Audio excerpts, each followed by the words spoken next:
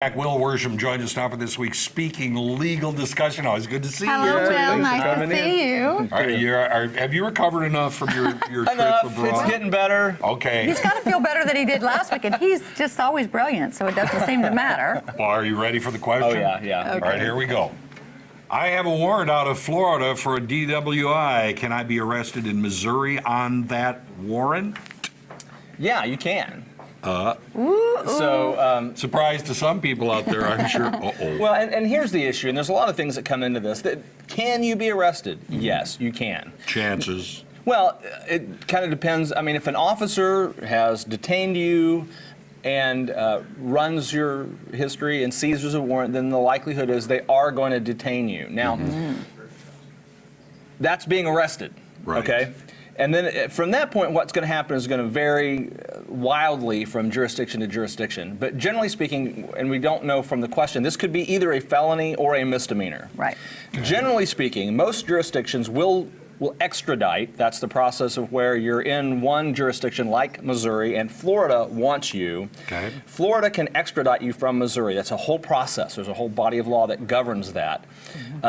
Whether or not they are willing to go to the time, trouble, and expense to do that probably depends on how bad they want you. Right. If it's a misdemeanor, odds are they probably won't go through the extradition process across state lines. Normally on a misdemeanor. Now, it could be a serious misdemeanor. I'm generally thinking something that would involve some sort of misdemeanor sexual assault would be something that a state might decide to extradite for. Felonies, it's far more likely that they will extradite across state lines. Now, what is the process Yeah. there? Because, so often we heard that someone is fighting extradition, someone has agreed to extradition. Right. Yeah. What is that all about? So you're held in the jurisdiction where you are originally detained on the warrant. Right. And then you can either waive extradition, which means you say, yeah, take me, I'll go. Or you can fight extradition. Now, where people get confused is they think that they can fight, say, hey, I'm not guilty, I didn't do this. No. You can't fight jurisdiction on that basis. The only issue of jurisdiction is, are you the person they're looking for? So even if you're ultimately innocent, that's not the question in an extradition You have to hearing. base it on, no, that's not me. It's not me. Yeah, that's not me. So that would be how you would fight extradition. Say, it's not me. But what there is- could be some other illegal issues with the warrant, but normally the only issue is it's just not me. But if you are going to be transported, how does that work? Yeah, see, that's the bad part. So there's a company that actually transports people that normally a jurisdiction will contract with to go get you and bring you to the local jurisdiction. But it's not like a direct flight, and it's not even usually a flight. It's a bus. And so this bus is winding its way all around some portion of the country. Yeah. And it can take, I've seen cases take up to a month to get from one state. Really? Yes, to another state, because they're going from local jurisdiction to local jurisdiction on their way, picking up prisoners, dropping prisoners off. It's like the school bus.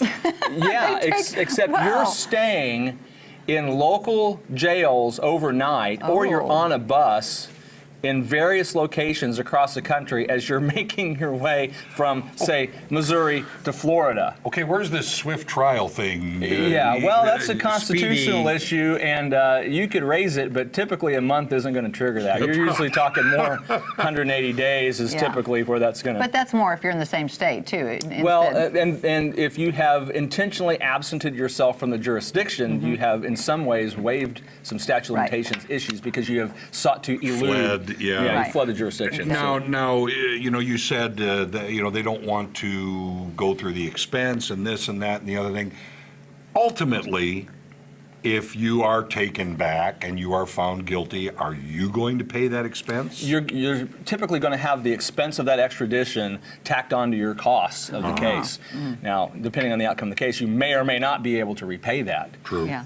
But this it's comes out there. even to, like, if you have, let's just say, different example, if you have a traffic ticket warrant, a lot of jurisdictions, like if you have a traffic ticket, and this isn't necessarily it, but you have a traffic ticket, let's just say, for example, out of Polk County. Okay.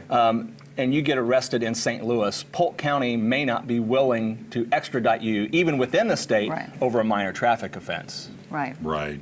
Right. Don't you think most of these are found out through traffic violations or that kind of thing? Normally, that's how warrants get. There are certain warrants that they'll go looking for you, but most of the time, warrants are entered in the system, and people get picked up when they Got a headlight out, or they... by chance encounter law enforcement. Best bet, stay away from driving while intoxicated. Don't get in trouble. That's right, yeah, the whole thing. And Thank if you do, you. find an attorney. Give us a call. Give How do Will they a do call. that? They can call us at 863-9455 here at the station or at willworshamlaw.com. All right. Thanks, Will. Will, always Great good to see you. Thank We'll you. be right back.